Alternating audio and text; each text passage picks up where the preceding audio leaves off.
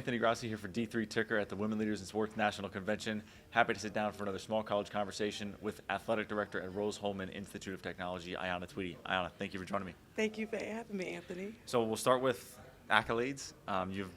You're getting the D3 Executive of the Year award here at Women Leaders Convention. What does that mean for you in year 3? Yeah.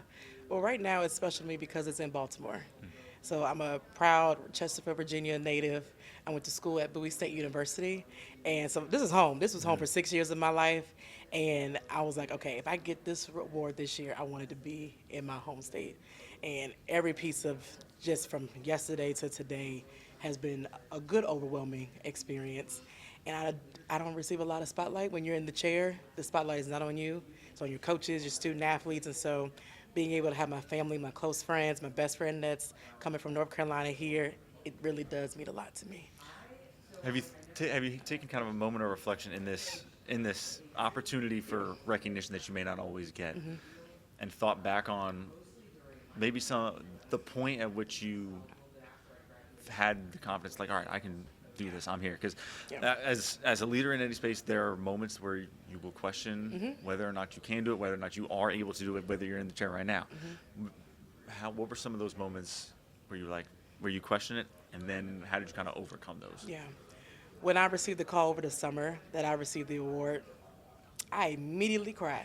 And we're going to make sure we don't cry right now. And I said, are you freaking kidding me? And I mean, this award is from your colleagues. You get nominated by your colleagues and the people in the business and my mentors. And I'm like, okay, I'm just going to throw my name out there and see what happens. And it honestly wasn't nobody but God. And I said, okay, let me take a moment. I cried with my mother. We had our moment, and I was like, okay, all right, this is happening. Let's go. Let's make a party of it.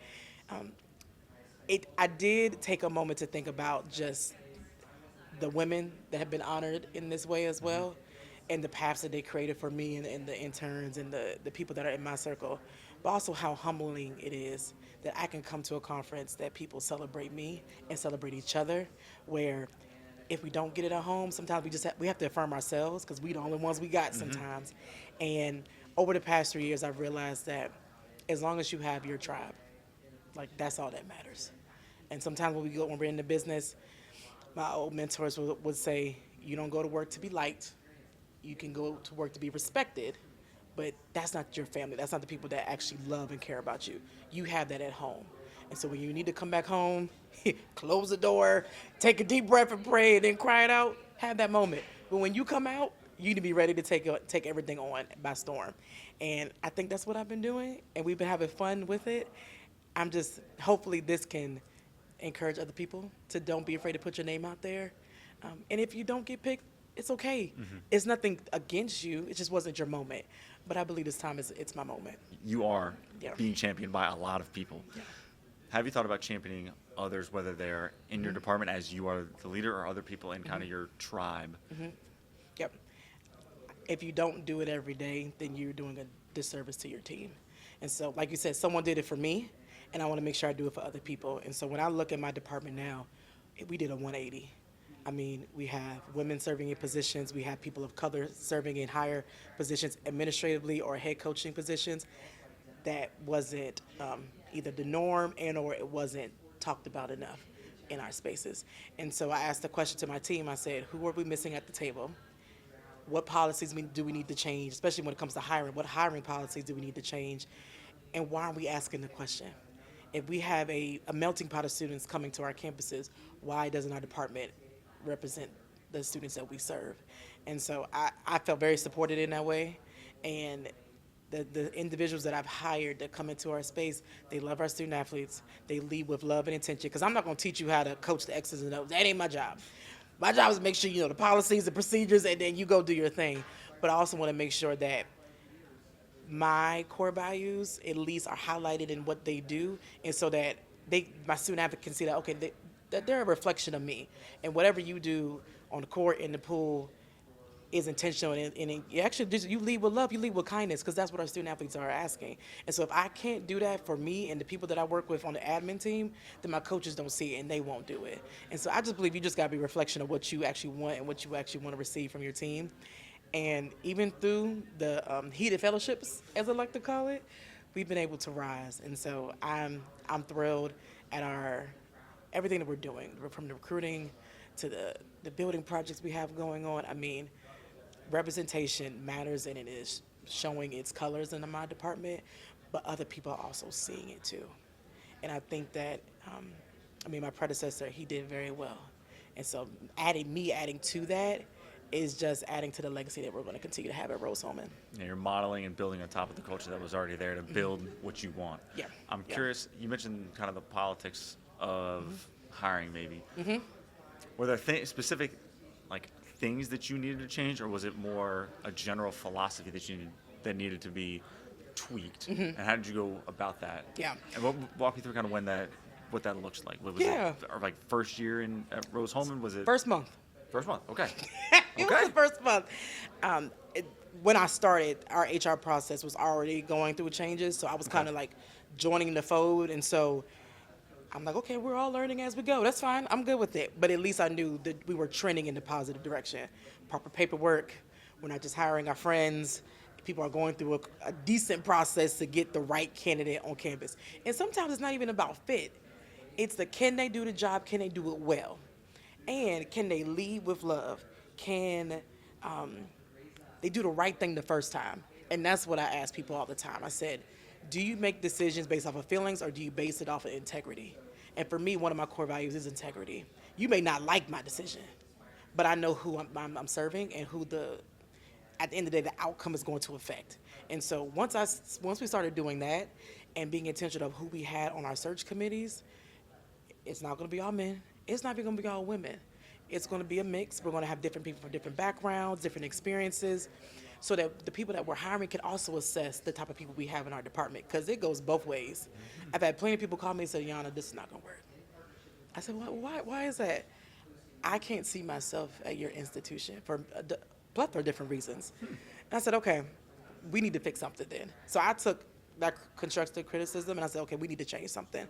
And I had the backing from my vice president and my president, and they had, well, I'll just say this. They knew that I was going to do the right thing. And so my first hire was our head men's basketball coach, our first African-American male coach to lead a program at Rose-Hulman. And when I say he has transcended our program, I mean, our athletes want to train, and they want to get back, and they want to get in the community. And I'm like, okay, that's what I want. That's what I want. We can't continue to do the things we've been doing since Expect a different result. the 80s and the 90s, right, and expect Yes, something ma'am. different. Our students are wired different. And I said, okay, we're doing the right thing. And I always tell people too, when you come and apply for any of my jobs, don't come off the base of me. Like, something about the institution has to drive you here. Because I may leave one day, and I may go on to do something else. And so you have to want to be here for them. Because we're here for them. We got a job because they're here. Right. And so we have to lead with a customer service mindset. And that's something that we also change in our interview process. What are some ways that you can be better recruiters, not just of the student athletes, but their families? And we weren't talking a lot about that in our interview processes. And so I said, okay, we're gonna take some time. It is not gonna be easy, but once we started asking the hard questions, and even Anitra said it in our Women of Color session this morning, I'm not afraid to ask the hard questions. I'm not afraid to keep people accountable. And once I started doing that, people are gonna do what they want to do. They're going to leave on their own. I don't have to make any adjustments. But once we started holding people accountable, now I can start hiring people that I know that are going to lead with integrity, that are going to lead with intention and love. And that was it. There is no secret sauce. I just know for me, I was held accountable no matter what level I served on, and I expect my coaches and admin to do the same thing. Talk to me about what that customer service mindset looks like at a Division III institution and at Rose-Hulman, which is also kind of a unique institution within Division III. Yeah, most Division III schools, particularly like mine, are intuition driven. Right. And so we want not as many students to come, but enough to make sure that we can keep the lights on. And when I say the coaches that we've hired have been so intentional about understanding the institution, doing their research, being able to say, okay, if I was being recruited, what do I want to see? And they've been able to do that. We hired a cross-country head coach maybe the same year that I got hired, and bringing maybe 5 to 10 people on campus before him to now 30 to 40 student athletes on campus. I mean, he's been reeling them in. I said, ooh, this is a really big cross country team. Okay. But he, in his mind, he wants to win. He's a champion. I want to win too. I don't want to just come to a job and just be mediocre and do Right. things 50%. That's not me. And once they started seeing the return on investment, that's how other people began to get hungry. And so now one coach is doing something different that they've never done before because they saw maybe the golf coach do something different. Try new things. You never know. It's okay to do things different. It's okay to be, I guess, the new person on the block and then asking the hard questions that no one really can answer, but being able to say, okay, if I do it and it's successful, it's a example for somebody else. But I mean, we've been able to get to, I mean, right now we have a 2,300 enrollment at Rose-Hulman. 30 to 32% of that is our student athletes. And when I say we recruit all year round, we recruit all year round. And that's what I love about Division III. We still have rules, we still follow the NCAA bylaws, but we're able to meet our recruits in different spaces and meet them where they're at and talk to their families because we're recruiting them too. Because most of the time they are writing the check. So we want to make sure they feel welcome too into the space. But every recruit and family that I've met has had an exceptional experience on campus. And that's what I mean by customer service. Lead with a smile. Don't make a promise you can't keep. Just don't make a promise at all. Like, say, hey, this is an opportunity that you can have. We would love to have you in our space. But once you go on campus, it's your job to follow through with that. We don't give positions. Most of my coaches were either coached or taught by old school coaches where you earn your spot. Just like our engineers, you earn your position in the field. No one is going to give it to you. And so once they got that, we locked in. Yeah, we're locked in and we're winning. We're having fun. And even when it gets hard, they have their teammates that had their back. Building that culture of innovation and collaboration is Yeah. probably a good way, is an interesting way to look at the give and take between all of your coaches. As, while the X's and O's will Yep. differ, the tactics Absolutely. are similar. I'm curious, in year 3, how are you thinking about, or when you were hired, you know, your president and your vice president mentioned that you had the necessary skill set or qualities to do this job. In your opinion, what do you think that skill set or those qualities are, and how have they been applicable over the last few years? The biggest one to me that comes to mind is relationship building. Okay. The previous athletic director was a baseball coach and AD, and that's hard, especially if you are 50-50 and you're trying to make decisions, but then at 3 o'clock you got to go the baseball practice. So it's hard. And so when I was settled in the idea that this was a full-time position, I'm like, okay, what I've learned in the past, I've served as an assistant compliance director. I worked in DEI, SWA. You got to get out your office. Worked in student athlete development. You got to meet the people that are in front of your student athletes all the time. And so I won't know what best to serve them if I don't know who the people are in those seats. And so I wasn't, I mean, even now I'm not at my desk majority of the day because I want to talk to people. I don't like emails. Right. I need to meet you where you're at, so I'm going to find your office. And right now, it's still taking me long to find people's offices on campus. But that's okay. I will take as long as it needs to get to meet you where you at. But that's always been a social butterfly in me, is to meet people and talk and get to know them. And once you build a relationship with them, when conflicts come, it's easy to have a conversation about them. At least I know where your temperament is. I know what your core values are. I'm like, let's work through that. Being able to talk about student athlete development. What are some speakers and some resources that we can bring in the space that we are not well equipped to talk about, but our student athletes needed? Compliance. I started as a compliance intern at Bowie State University. I was thrown in it, and I'm okay to say it out loud because that's what happened. And working at HBCU, you will get to learn everything you need to know about what it takes to operate and really run an athletic department. And so from there, I'm like, okay, being able to meet everyone that in financial aid, admissions, take people to lunch, use that P card. It is okay. Take somebody to lunch and just sit, break bread, talk about your family, talk about what makes you laugh. That's my superpower. And really just talk about the vulnerability pieces of the intricacies of athletics and life integration, because there's no balance. Like, we just going with the wind, so Yeah. right, we're just flowing with it. And I've just been able to just tap into that. We had to dig deep my first 2 months about compliance and institutional control, and really peel back the onion and say, hey, we not doing stuff where we need to be.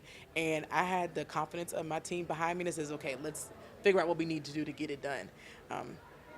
And I felt like, oh, I can do this. Okay, what's the next fire that we can do? The other thing is too, policy implementation and management. There were some things that we weren't doing from a travel roster perspective, where when we're on the road, people need to know who, what, when, where, why. And if you telling me, oh, I'm going down the street, I still need to know who driving, what's the bus company name, and what time you coming back. That's important. Because I've had that call where I didn't know where my student or my team was, and I had to make a call to a parent. That's nerve-wracking. Mm-hmm.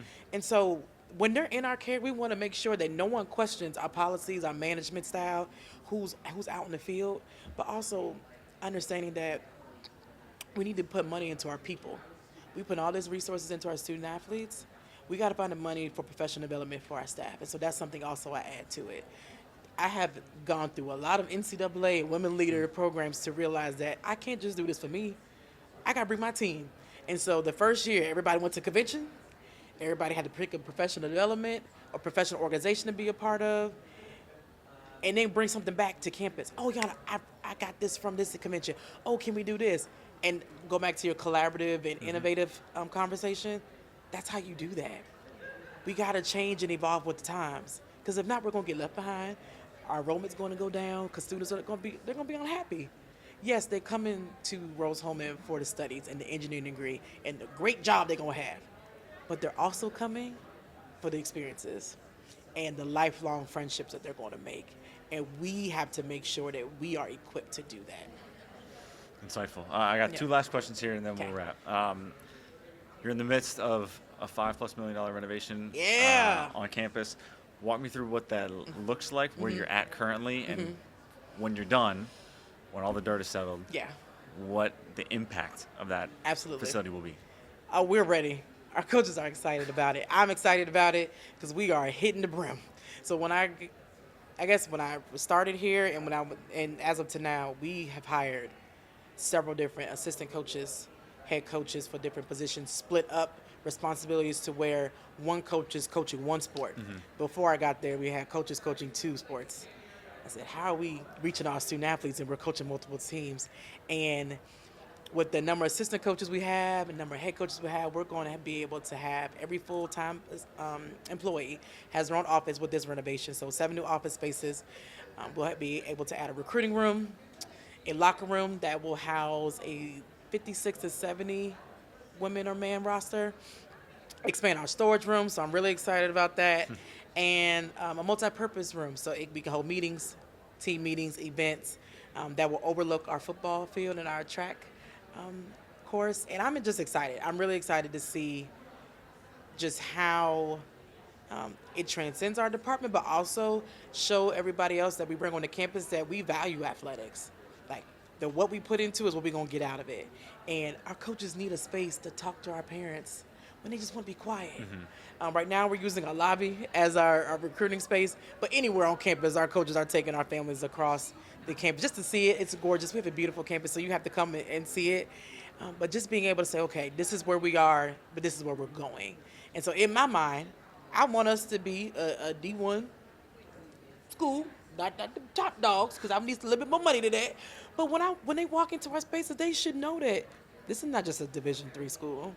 We have resources for every team. We're able to add more additions to our locker rooms. Like, they will see that. And so we started breaking ground actually on this past Monday. The dirt has been up. We are ready to go. It should be done by June. And so hopefully by commencement at the end of May, we'll be able to show some people around. But I'm excited. So when I hear drilling, that means we're doing some good work in the atmosphere.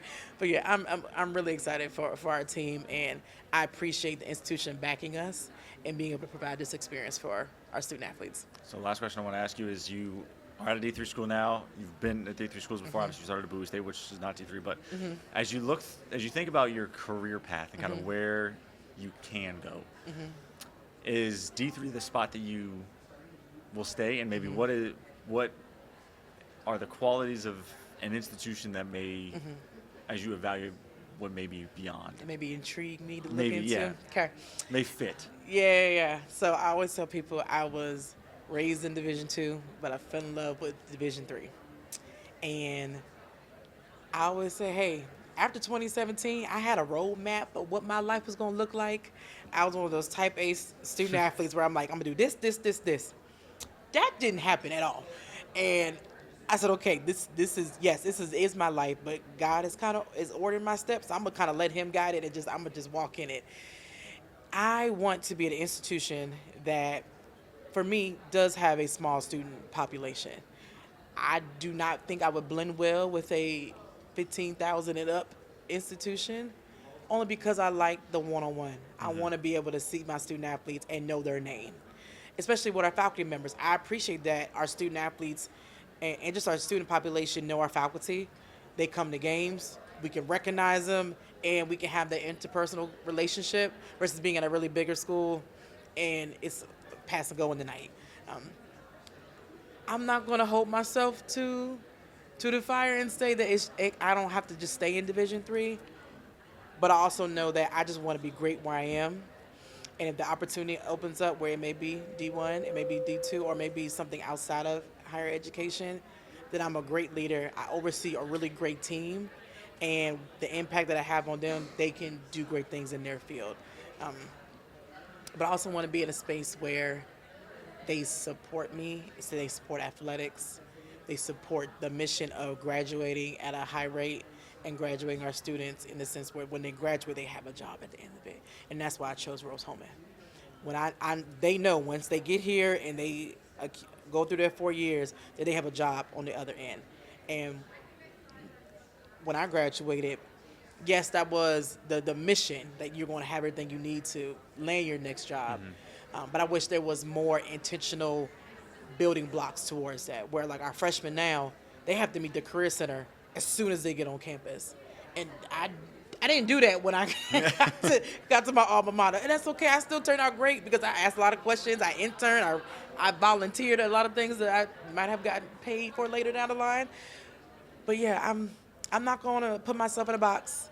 But I do want to say that as long as the institution aligns my core values, small campus, small to medium-sized campus, and they understand why we're here for our student athletes. And so as long as our hearts align and our missions are the same, I think I can be good at any place. Fantastic. Yeah. Ayanna, thank you so much for joining me today. Thank you, Anthony.